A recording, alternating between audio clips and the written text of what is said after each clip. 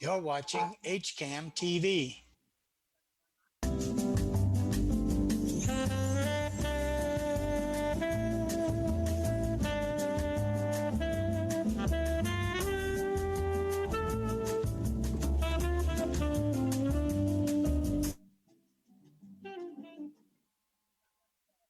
Good evening and welcome to Hopkinton's Hangout Hour.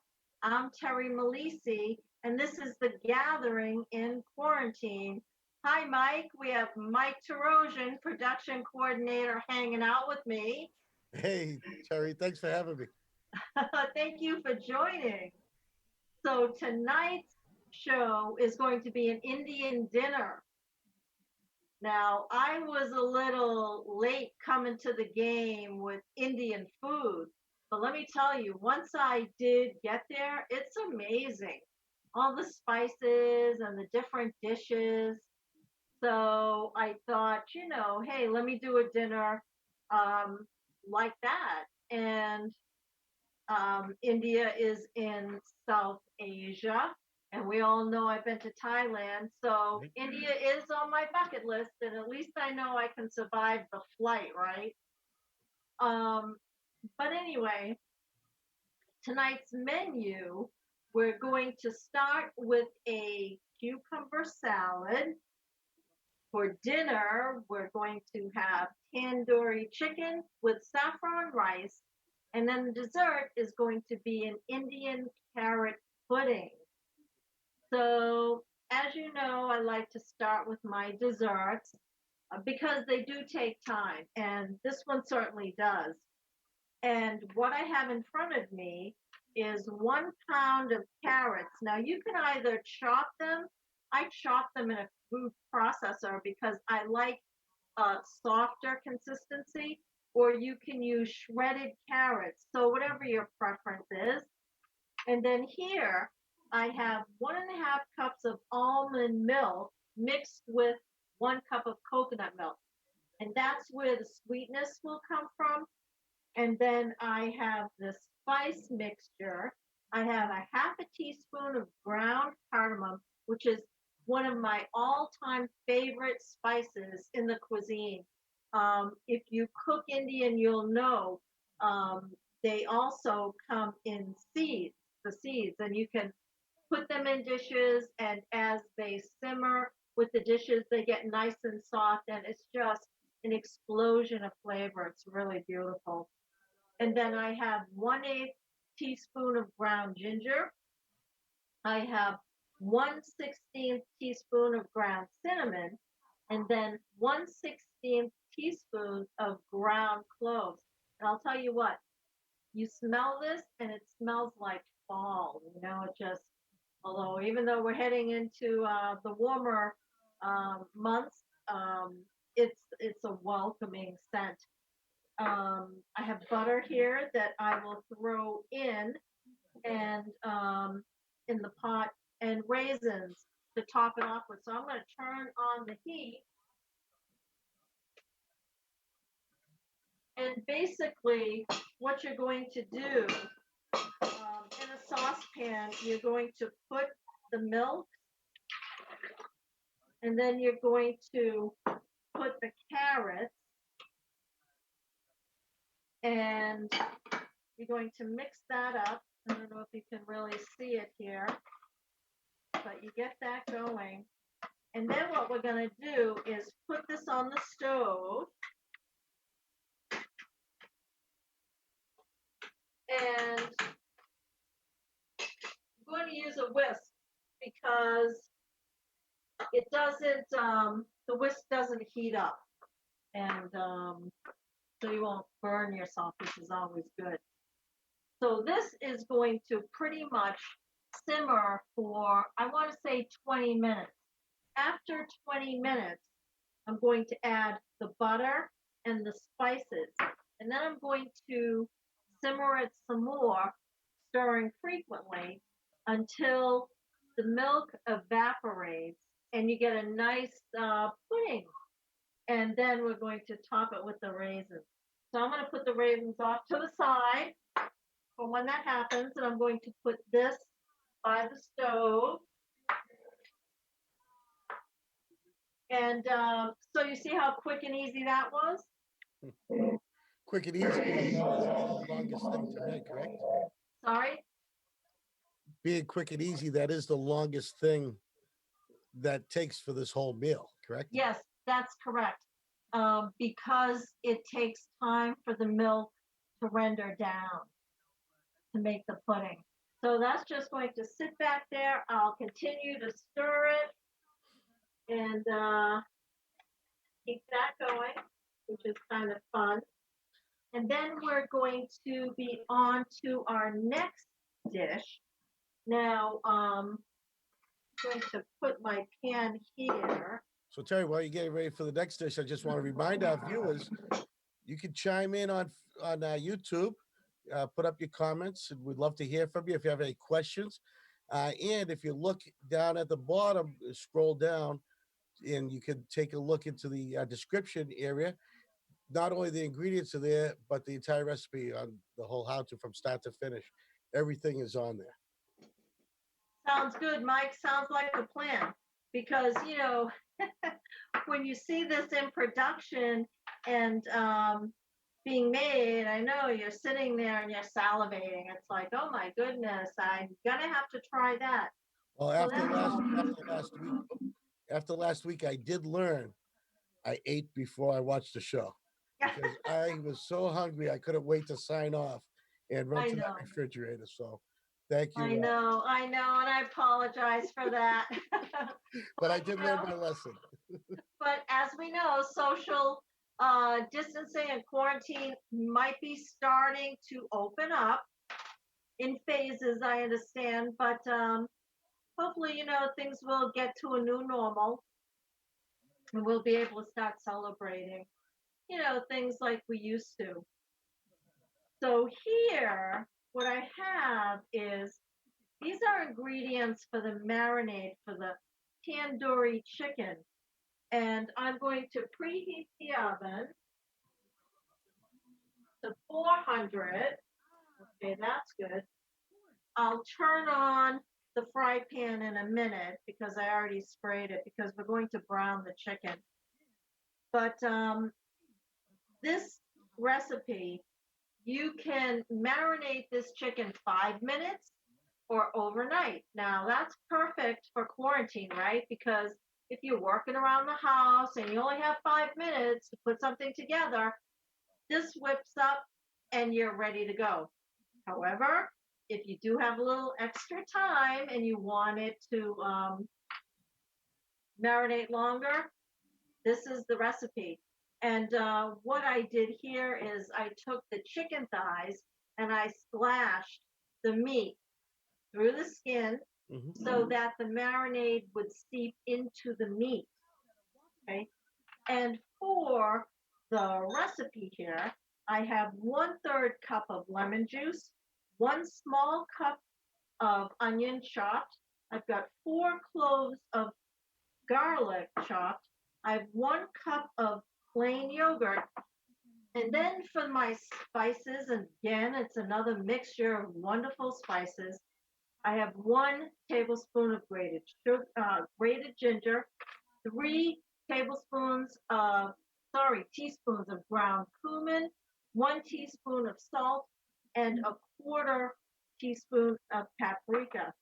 So basically what you're going to do is just put the yogurt in the mixing bowl, and then you're going to add the lemon juice, and then you're going to give this a good stir so that the lemon juice gets incorporated. Take a few minutes here. Then you just want to add the other ingredients. Here, we have the garlic, the onion, and then this wonderful mixture of spices. And you'll see in Indian cooking, a lot of the times you get that nice red, deep red, reddish brown color. Now to this, you can add red food coloring because that'll make it pop. I chose not to do it because I kind of think I like this kind of, this brownish color. And I And can it see, smells amazing. yeah, and I can see how the red would pop on the plate against the saffron rice. That's right. That's right. Absolutely. So that's the marinade. And I wanted to show you how to put it together and how quickly it does come together. Now here is my chicken that I slashed and marinated overnight. So it's going to be good. And I'm going to turn on my oven here and continue to stir my carrots. You don't want to forget about that dessert. That's working good. And that's on, I want to say medium high heat on this. Now I turned on my fry pan. I'm going to add a little olive oil. And what we're going to do here is brown the chicken. So I'm going to bring the chicken over here. Then I'll wait until this heats up a bit. So you see, this is really quick. It comes together quite nicely. And this is the first time you prepared this dish? Tandoori chicken? Yes. Yes. No, actually, Yeah. I tried it last night, I have to say. All right, so this is definitely a first time. It makes its television debut. It is. Okay. Television debut as well as a personal debut, although I have to say, I tried it last night and it was just wonderful. So, yep. And I'm going to put these chicken pieces inside down. I'll get those going. Put on a little light here.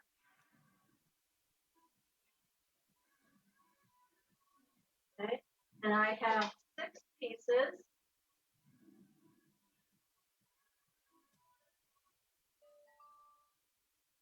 Okay. There you go. Let that get going. And this is on high heat. So, And did you say you were just going to brown this? yes. Just brown it. Yep. So we'll brown both sides. And then once that's browned, I will put it in this little pan here, throw it in the oven at 400 degrees, and usually about 20, 25 minutes, depending on how you like it.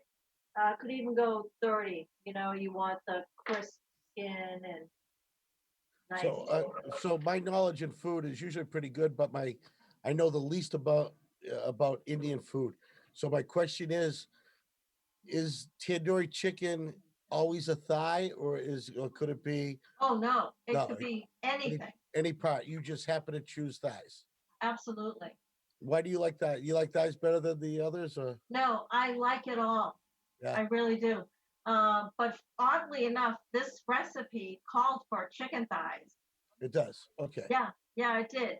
But that's not to say other tandoori recipes, don't call for, a whole chicken. Okay. Absolutely. And it wasn't until I'm gonna say, 2 years ago, someone introduced me to chicken thighs, which I've had it maybe from the Colonel or something, um, but we started cooking at the firehouse with thighs a lot, and now I think I enjoy that more than the breast meat. Well, it's very different, the dark meat from the white meat. Right. Yeah. So, my brother, who's been on a previous show, he's been on Yeah. a couple of shows, he prefers the dark meat to the chicken. So whenever I'm making dinner, and he's like, "Oh, so what's for dinner?" I'm going, "Oh, baked chicken. What kind? Chicken breast. Okay, forget it. I'll pass." I mean, everything has its place. I mean, I love a good chicken breast when I'm making a Parmesan Yes. or something. And if I'm making a soup, I like a lot of white meat in the soup, although you need the flavor of the whole chicken to make make your broth really well.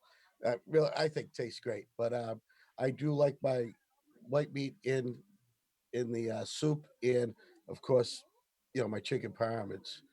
And you know, I do it both ways. One, I'll do like a whole breast, or other times I beat it as flat as can be. Yes. You know, Yes. so I mix it up as much as possible. And chicken is the best ingredient to mix up because if you have some chicken breasts and you are pounding it, you slice it thin, you pound Yeah, it, you can stuff it, roll it, um, you know, like kind of like I did the steaks last week. Um, so that's but chicken's great. Chicken's great. And you mentioned chicken parmesan. I'm thinking next week we're going to be doing something maybe Italian. oh, yeah. Yeah, yay! And maybe hit some of my roots because Excellent. we all know I'm Italian and Sicilian, mostly Sicilian. So that's yeah, Yeah, so that's a being whole other thing. half Italian and half Armenian, I was brought up Italian, and it wasn't until I was 16 that I learned that not every family had raviolis for Thanksgiving. That they, Ah, that they actually had turkey, and it's funny. We always had the turkey and the hams or whatever, but they yeah, were always off to the side. Your main meal was the Italian meal, and then the other stuff was for later in the day that you picked at. absolutely. And now you're talking Armenian. My sister, her first husband was Armenian. Yep. So her two children are half Italian, half Armenian. So we were introduced to that whole world way back when. And that'll be a definite show coming up Oh, because that's great. that's another beautiful cuisine. Middle Eastern food, which I didn't get until I was an adult, um, due to not being close to my father's side of the family. So it Yep. wasn't until I was an adult that I was able to start to pick up any of that. Um, and I tell you, stuffed grape leaves, Oh yes. and lamajun, um, Yes, yes. fantastic. Baklava. Baklava, yeah. Yeah. So it's so much work that goes into baklava. You can do a whole show on that because of the layers and the layers and the layers. Yep. It's incredible. Absolutely. Food is wonderful. And um, what's the universal thing throughout the world, right? Right. Food, Music. music. Yeah, Yeah, food and music. So no matter where you go in the world, right? sure. If you can't speak the language, it doesn't matter because it's spoken. And what a great way to learn about other cultures and other people is through their food. And that's the thing. I mean, when you travel, that's one of the joys of traveling. You get to experience the cuisine and learn about it. It's not just visiting the sites. Um, yeah, because you definitely learn a lot. And it's how they eat it too. And sit down, the way families dine together, different times of the days, and in the way they do it, all that culture into one. It's just fantastic. It is. It is. I had an interesting trip to Alaska where we spent, it was a 3 week trip, did a week up in Nome. We did, I want to say maybe 4 nights in Gamble little island 38 miles from Russia, in the Yep. Bering Sea. And then we came back down to Anchorage and drove up to Denali and did a week there. But talk about culture and up with the Eskimos, and that's amazing. And maybe we'll do a show on that. Oh yeah, all the possibilities. It's as vast as the world. Yeah. Okay, so my chicken thighs are browning quite nicely. I'm gonna let these go a little bit more. Everything is smelling great. I don't know if you can see that, but the carrots are starting to render down. Now the carrots have been in for 20 minutes, so I'm gonna add the spices and the butter. All right.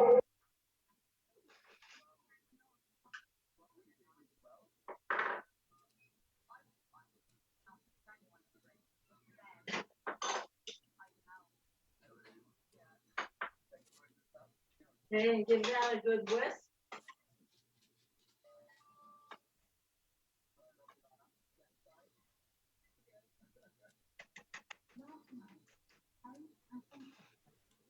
Check on these again. I think a little bit more on the skin side. And let that go. Then I'm going to,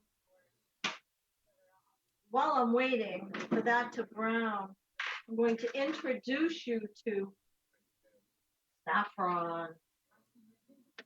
And this is our next dish, saffron rice. And as you can see here, that's good. I have 1.5 cups of white rice. I have a 1/4 cup of boiling water that my 1/8 teaspoon of saffron threads have been soaking in. And you can see how yellow the water is. And then I have 2 cups of water. So basically, a little tidbit about saffron. Saffron is their threads from a purple flower, the heart of a lilac and purple flower called the crocus stativus. And so it's called the saffron crocus.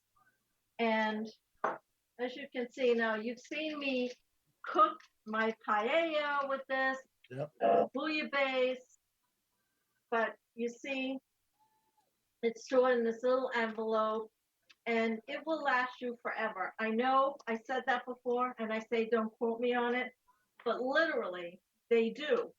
And because you use so little, because it's so powerful. exactly. And it can be pungent, it can be subtle, it can be aromatic, it can be sweet, it can be, however you interpret it. It's also the most expensive spice in the world. Of late, 2 pounds of this would cost you $3,000. Wow. Yeah, I was just looking online. It's $6.40 a gram. Yikes. And I'm bad with numbers. So my chicken's almost done. I'm bad with numbers, but anyway. And I've been cooking with saffron for a long time. I just love it. So I am going to put this water and the saffron water, and this will give it, as Mike said earlier, a bright yellow color. I'm going to bring this to a boil on high heat. continue to stir my carrots.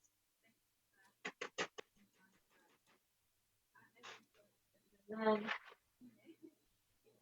almost ready with that. When that water comes to a boil, I'm going to put my rice in the pan and I'm going to cover it. And I'm going to turn the heat down to simmer. And I'm going to leave it on low heat for 10 minutes. But then I'm going to take it off the heat, leave it covered, and leave it for 20 minutes. Don't touch it. The rest of it cooks just like that. And then when you take the cover off, you'll fluff it up and you're good to go. So, you know, it's funny because a lot of people have trouble with rice. It's that simple. It is one of those things to cook. Yeah. Now, I think I'm going to get ready to put my chicken in the oven.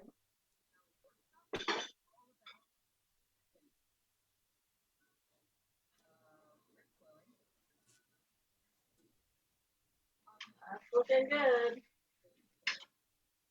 And I have to tell you, it smells amazing.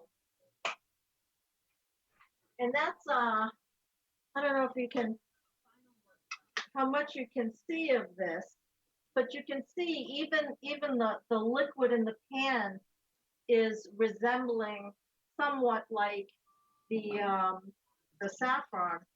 Now I sprayed this with baking spray, so it will not stick. And then I'm just going to put these into this baking pan. And again, I have 6. It's nice. Okay. Here you go. And the last one. Then we can take the rest of this and just want to, so you can see how rich and colorful that sauce is from the marinade. Put that like that. And this. Okay. Now, how simple was that, right?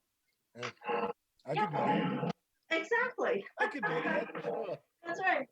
So I'm going to put this in the oven, and that's going to be perfect. And how long will that take to finish? 20, 25 minutes. Perfect. Yep. And we'll keep stirring our carrots. That is working away.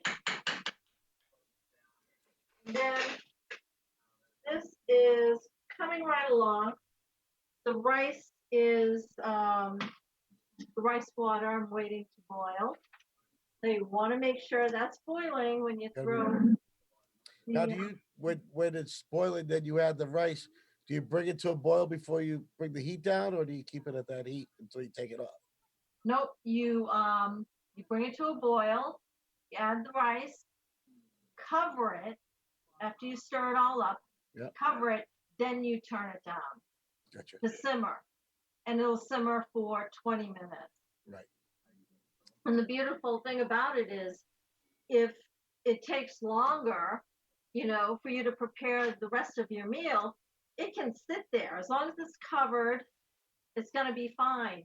And then you can just fluff it up. There are so many different ways to do rice. I know we were talking about Armenian cooking earlier. My sister used to make this pilaf, and this was from a recipe from her mother-in-law.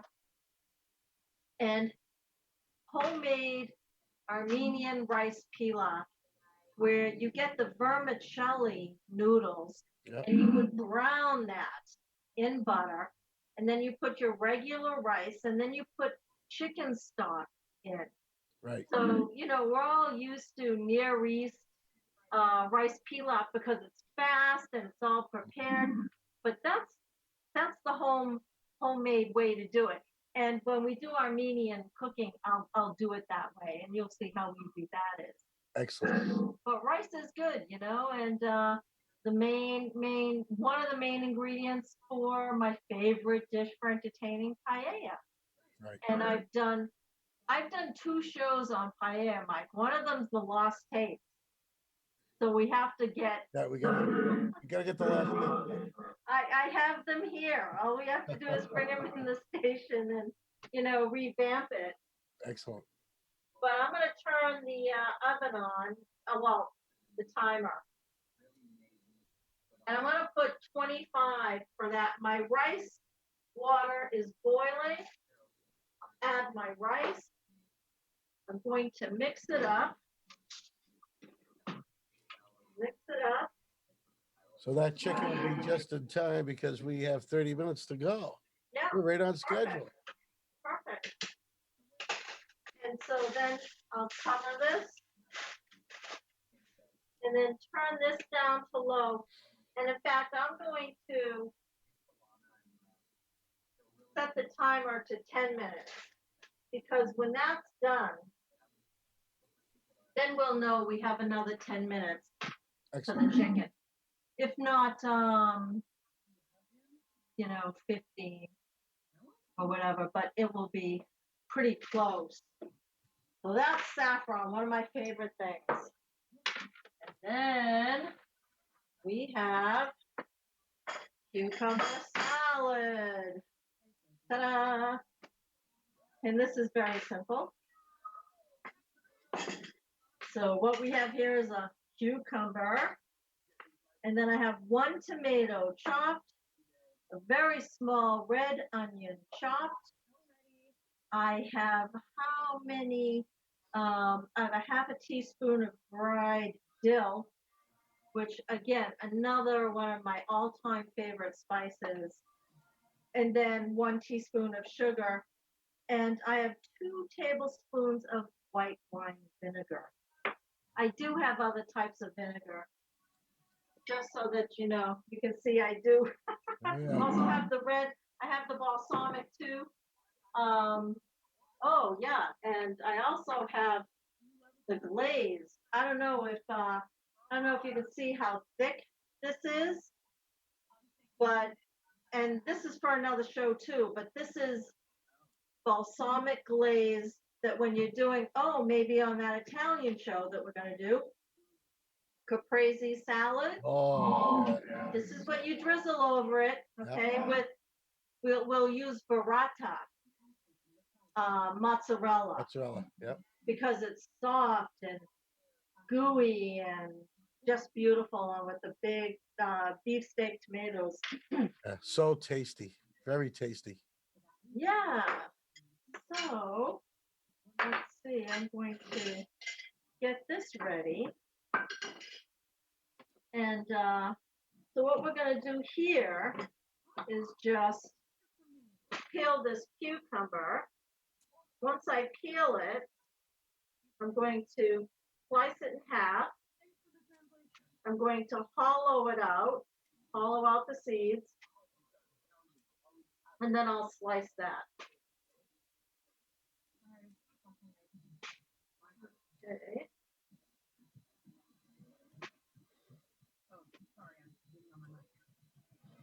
Again, when you're slicing and dicing with the knife, it goes by really quick. You just have to be careful. Right, so now I'll just, I don't know, you probably Just like a canoe. Probably can't see me doing this. No, we can see fine. Just like a canoe. Yeah. Do that over here. And, yep.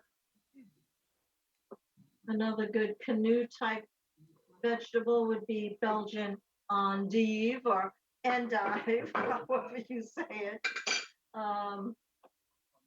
And then you're just going to slice this.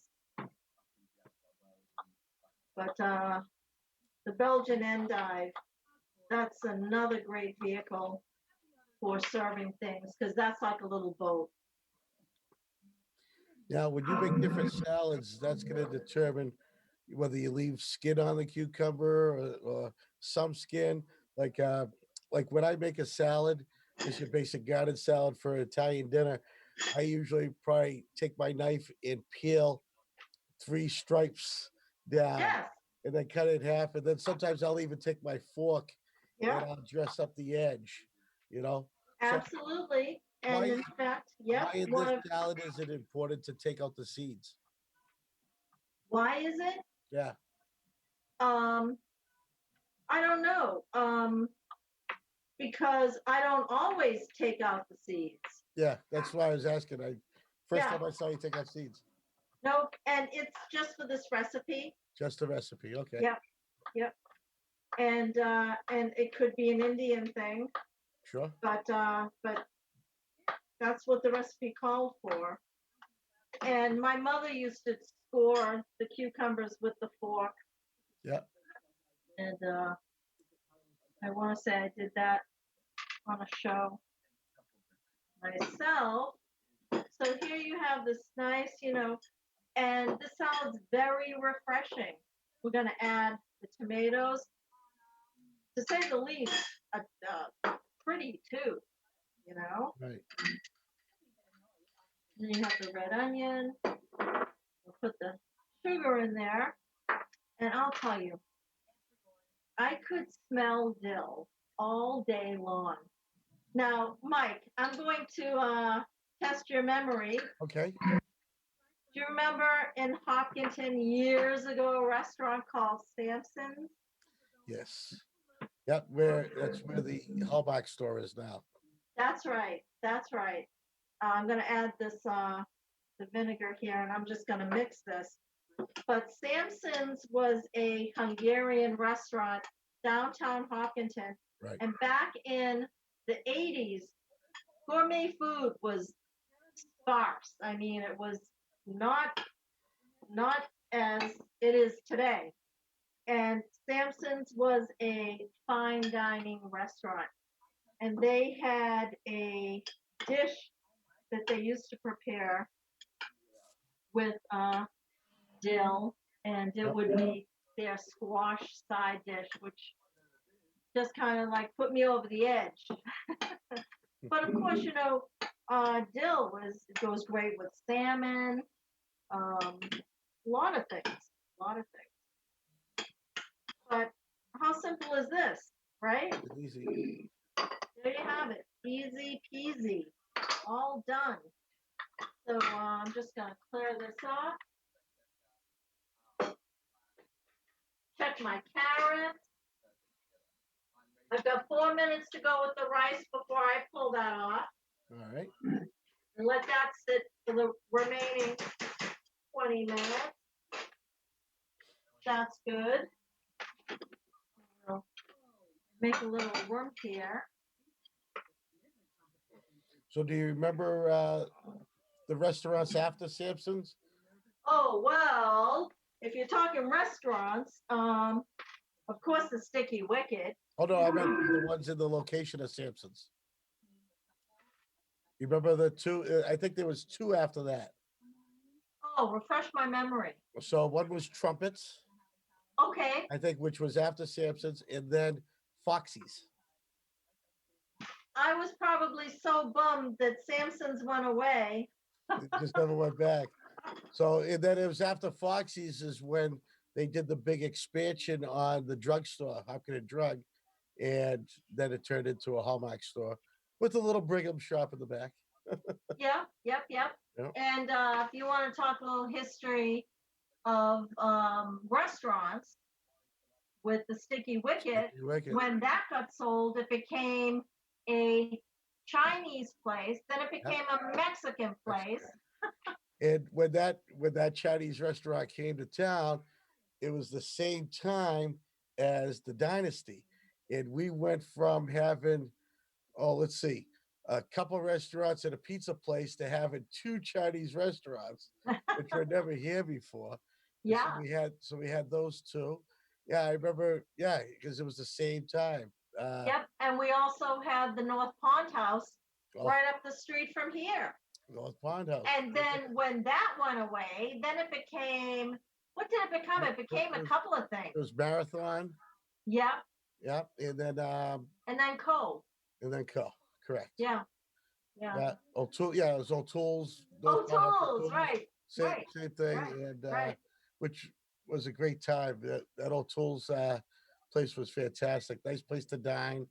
Absolutely. Yeah. Okay, so I don't know if you can see this. Can you see this? I can see that. Yes. Okay, wonderful. So you can see how the milk is evaporating and you're getting this nice consistency with the carrots. Okay. So you want to keep that going. Rice, I'm just going to take off the heat, throw off to the side, turn that off. Ah, that's going great. Beautiful. And we've got the salad here. I've got some of my fiesta dishes.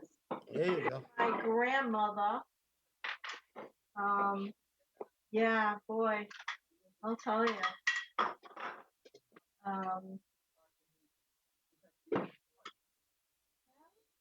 No, days gone by, right? And things that get passed down. And that's one of the, I've entertained for a very long time. Mhm. And that's part of what gives me joy, to be able to use things that I grew up with, from when my grandmother entertained. Oh, very good. And of course, the Italians, everything's around the food, right? You got that right. I would be out on a date. It was so funny. I have to share this. Talk about, which is where I got my love for entertaining. My dad, our house in Holliston, we were the first house on the end phase of Brentwood.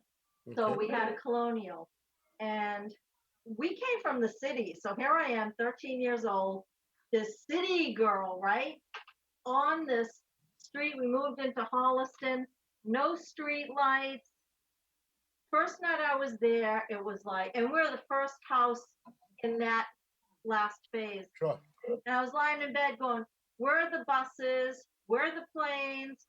Where are the sirens? Because we came from Chelsea and we lived right on Broadway. And so it was just a beautiful, beautiful time. And my dad, on this house, he made an addition, and he added on a family room off to the side. And in that family room, he had an indoor grill, way ahead of his time. Now, my dad built houses. He'd build houses and flip them, and he had his own company, his kitchen cabinets. So always focused around building. So he made this family room off to the side of the house, and the whole wall was little stones he had that he placed every single stone himself. And he had this grill, this big indoor grill. I'd come home from a date, had to be home by midnight, right? And I'd be coming home with my date. My date would, walk me up to the door, and there'd be my parents and my mother go, hey, you guys hungry? Midnight, she'd be whipping out the steaks. Let me just cook you up something. And this was what I grew up with. Everything focused around food, So it's no surprise I am the way I am, right? A lot of fun, a lot of great memories. I bet. This is going well. Okay. Wow. So it's 7:45, Mike. 7:45. We've got like 15 minutes to go. Wow. Where'd the time go? Well, it went into cooking, into talking about Chelsea and Now, which my neck of the woods too, because I'm a Malden boy. oh my God, Yeah, we lived in Malden for yeah, a you little were in Malden. while Yeah, yeah. on Adams Street. Oh, you're on Adams, all right? I was on Belmont, which is off a ferry, around the Malden Everett line. Yep, yep, yep. Oh, and I still have relatives in Everett, Chelsea. Sure. It's crazy, and that is not why I named my daughter Chelsea, if anyone's wondering.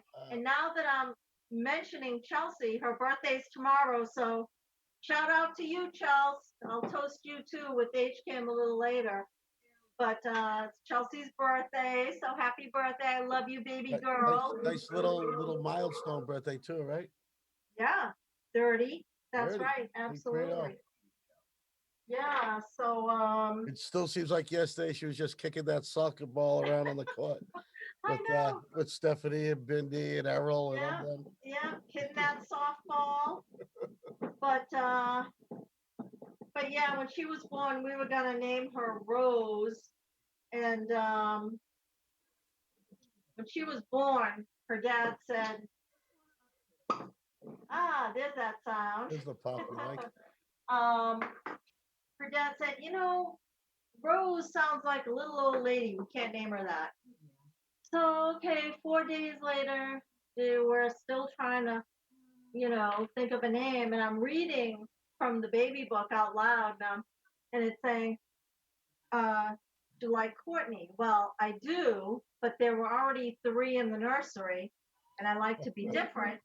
So I'm reading out loud, and I'm going, well, the book says, if you like Courtney, try Chelsea.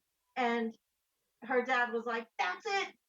We're going to name her Chelsea. And I'm looking at him and I'm going, I don't think so. I don't think my parents are going to like that because we're from Chelsea. Yeah, yeah. And so it was funny because when we did name her, we named her Chelsea. My parents kind of couldn't believe it. And I said, yeah, well, it won't be long before you hear the name and you start thinking of her and not the city.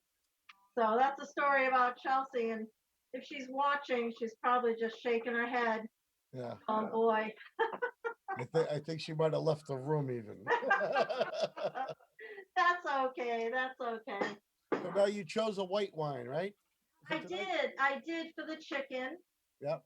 Not that, and these days, I don't think anybody pays all that much attention True. to, oh, you have to have white wine with fish or chicken and then red with beef. Right. I think it's what you like, I see that a lot, especially with the mixes of wines now. Your Zinfandels and your Yes. all those. I can see that.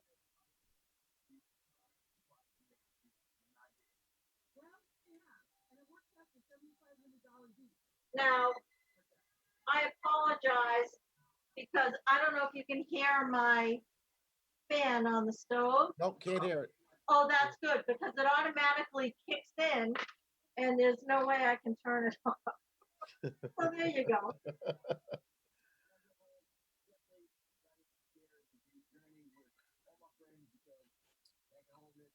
And we have 10 minutes for the rice. So then it will be just perfect by the time this all comes together. Excellent. Excellent. So you talked about the wines that people choose, how that used to be like an art. You would get a funny look from the waiter, especially when restaurants were real restaurants. If you ordered the wrong thing, that waiter would give you the funny look to say, like, you want to rethink that? Right? Yeah, everything we had to be, everything had to go together. Like you said, it's now, oh hey, I'm a red guy. Yeah, I'm a white wine Absolutely. person. So Absolutely. It's I think, it's more relaxed these days. If you are at a really, nice upscale restaurant, I don't think they're going to, poo-poo you if, they offer their advice on what wine to select sure. because there are so many selections. I mean, it's really hard, Right. especially if you're not familiar. Right. Yeah. There's so many wines now. I mean, everyone's got a vineyard. Everyone's got a brewery for beers. I mean, there's so many beers. I So know you it's know, true. in the wines, it's just incredible. So, yeah, go with what you like. You like it out of the box. You like it out of the bottle. I mean, Yep, yep. so now They, we're getting close. We got about 10 minutes left of the show, and we're getting close. We got about 5 minutes left on that chicken, and probably about 7 minutes left on the rice. So we're going to be timing this great to plate. Let's talk about that dessert, which does take a little longer. it does. Now, as you can see, it is rendering down, Yep. but because it's not perfectly done, I did happen to make a couple earlier, which I'll put off to the side here. I'll have this little line over here. There. Now, I have my raisins. Yep. You can just top them, a couple of raisins. So you made these desserts earlier. You just kept them in the fridge. You keep them room temp. What do you keep them at? You can keep it room temperature. You can serve it warm or chilled. All right. So technically, when that's done, reducing and rendering, you uh, let it cool so you could have a warm dessert. Yeah, exactly. Okay. And again, it's a pudding. So Oh, all you right. can eat it warm. You can eat it room temperature, which is what this is, or chilled. Most Sure. definitely. So because that obviously takes more than an hour to do, you made it ahead of time, and Yeah. it looks beautiful. Yeah, great, great. Now I'll just push these over here. And then I'm going to take the chicken out because I think the chicken is just about there.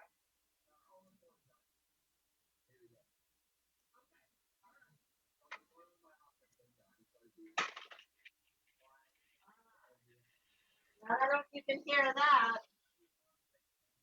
No, but I can see it. Can you see it? I can see it sizzling. It's What a great color. yeah, it's beautiful. Absolutely. So you can see if you use the red coloring, it would pop. Right. But I prefer the natural brown look. Sure. And I'm gonna do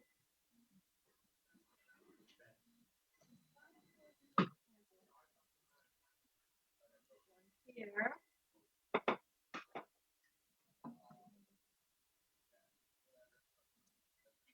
That here. Okay. That's beautiful. Then I'm gonna poke. Ah, the rice actually looks pretty good.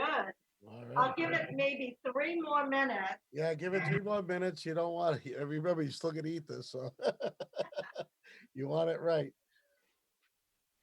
But again, you see how quick this comes together. Right. Pretty much less than an hour, you've got a wonderful meal. Yeah, in a beautiful meal. And like I said, that's great. The numbers that you're doing is is a lot smaller than what you usually prepare for. Now, this is something that you would make for one of your gatherings with a lot of guests, correct?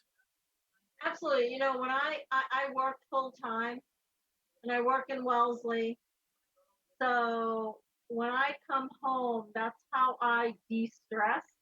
I cook, and it just puts me in a wonderful place. And I'm cooking all different things all the time, and a lot of times Instagram. Yep. And it's funny because I don't do it as I go along. I'll just make a dish and kind of like the way it looks. So it's like, oh, I think I'm going to post this because I post a lot about my writing. Yep. And but I'm forever cooking, and cooking's a wonderful thing. It's, I think more people today, especially during this quarantine, because families with their children and their activities and their homework, it's hard for, well, as it was before, for families to sit down and even have a meal together. Sure. I think this quarantine brought a lot of that family time back to the family. Yeah, I agree with you because even just growing up, I remember you could set your watch by your mother's meal, and if you weren't there, you know, you would be lucky if she saved you the plate. However, if you did come home late and you did not eat it, well, yeah, you did eat it. One way or the other, you ate that plate of food. But of course, everything's like that's been lost now because everyone's schedules are so busy. Both parents are working most parts, and so on and so forth. Uh, that art of gather around the dinner table. I wish my kids were all around now because that was the best time. Catch up on your day, find out what's going on in their lives, and have a conversation. Yep, yep. I Nothing like hear it. you. Nothing like it. It resonates. That's right. And Right. that's where the memories come from. And that's what you pass along to your own children. Sure. And hopefully they'll pass it along to theirs. So, with that, I'm going to check out the rice. Now, as you see, it looks white, right? But I'm going to stir it around. And it does have, it's not bright yellow, but it does have a yellow hue to it. Yep. And it's funny because you saw how yellow that water was.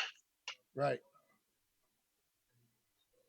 So there you have it. But the But I thing can is, tell too, you, it's gonna have the flavor that's it. because you that's a lot of saffron. Yeah, yeah, that certainly was. Okay, so I think here you have it, So an so Indian dinner. so right there. Now, how would a meal like this here? Because you get some extras there. Package it all up, have it the next day. Does it heat up good and still taste good? Absolutely. And you can even eat it cold. Wow. As we Italians, it's like, oh my God, I eat a lot of things cold. Sure. Cold Especially when pizza. you especially when you're doing the cooking too. You get everybody all fed and now it's your turn and Yeah. everything's cold. I'll tell you what, there's nothing like cold lasagna for breakfast. Oh, I've been there. Absolutely. I've been there. And I've done that on purpose because it was so good the night before. I wanted it again. Yeah, exactly. Or a cold meatball. Yep, Just, stick a fork in it and you're on your way, right? that's outstanding. I want to Well, take a minute you to got plenty of time. toast We got 3 minutes, so that's okay. I'm going to toast Cam because I love you guys. and we love you. Yeah, and I'm going to take a sip. This is a nice Sauvignon Blanc. I just have root beer. Spot. I just have root beer going today. There you go.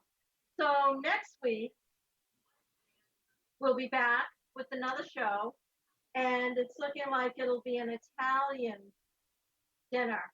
So I'll have fun putting that together. What I think we'll do is I'll have to drop you off a container. So this way here, when the show's over, you leave it on the porch and I'll do a drive by I can do that, Mike. I can do that. because we are social distancing. That's right. That's right. I'll get some to go containers, and it'll be out there waiting for you. I like it. I like it. So good job. So one more time, let's wish Chelsea a happy birthday tomorrow. Happy birthday, Chelsea. Love you, big much. Happy birthday, my All right. baby girl. So, Terry, thank you very much. Thank you, Mike.